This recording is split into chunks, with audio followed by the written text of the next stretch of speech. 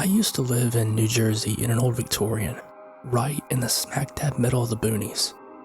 Where I lived, cell phones rarely got reception. Back a few decades ago, when I was a kid, a housing development went up. Big places. They cleared a few miles of the barrens for it. It was a stone's throw from my place. Once the places were finished, people moved in. City people, really. It was either old people or new families with real young kids.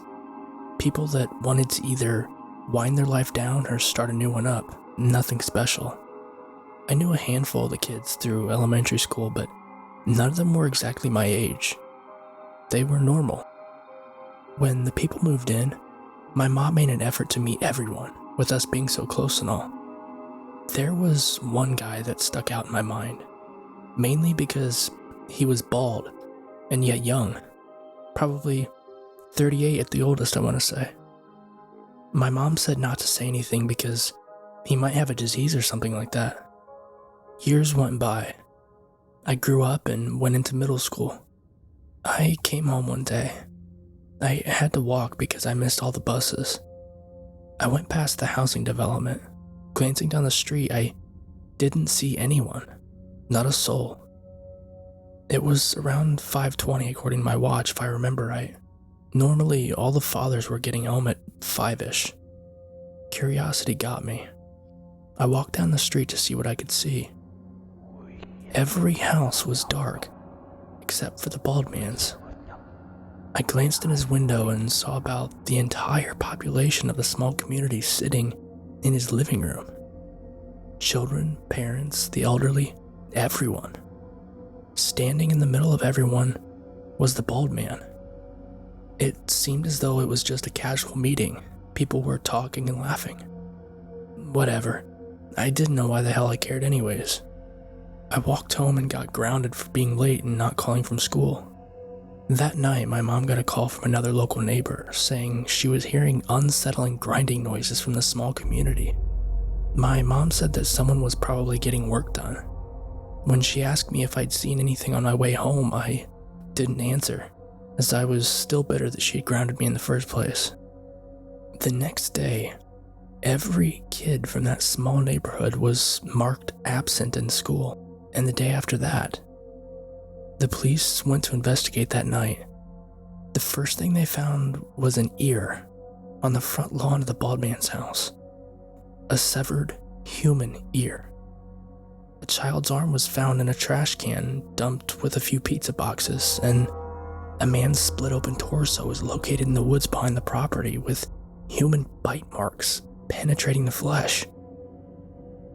The rest of the community was inside the house. All the entrances, both doors and windows, were boarded shut. When they broke down the door, they found the corpses of everyone. The entire development's population. Children, parents, elderly, everyone. Some were mutilated beyond initial recognition, and most were missing organs like livers and kidneys. Forensics showed that the victims were alive when the organs were taken out. A child's body was also found in the oven of the house, burnt to the point where the skin melted. Forensics showed that the child was alive when the skin started to melt.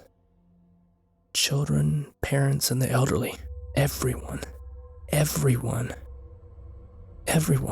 except for the bald man. A background search on him proved that he was involved in a local sect of the occult, which are known to practice in the Pine Barrens. He fled, and hasn't been found.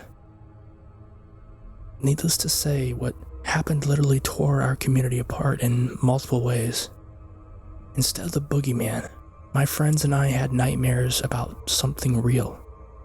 About a bald man. Horror movies didn't scare me because I knew they were fake. What happened was real, and that terrifies me to this day. The massacre occurred in 1984, 28 years ago. I'm 41 now. I went back to the site last month. The houses are still standing. All of them are abandoned. The single road that once connected the community to the outside world is long overgrown. I can't find any police files, nor can I find any broadcasts about the murders. The houses are still there, but everything that had to do with the place seems to be gone. I could spend hours telling all the urban legends I've heard about it. Weird New Jersey posted a story in their book, I think. Nothing's conclusive. No newspapers, no files. I searched the records of some of the children from my school. They were never legally documented.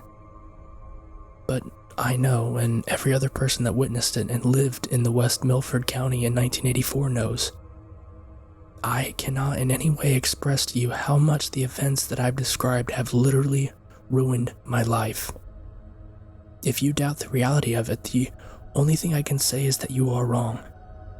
This happened. This isn't meant to be a creepypasta, and this isn't an urban legend. The only reason I posted this here is because I know that this is a community which will actually read what I am writing.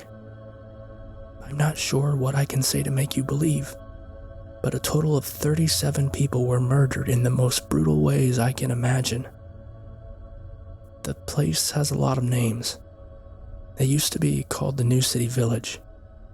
Now it's called Demon's Alley. Look it up for yourself if you don't believe me. People need to know about this.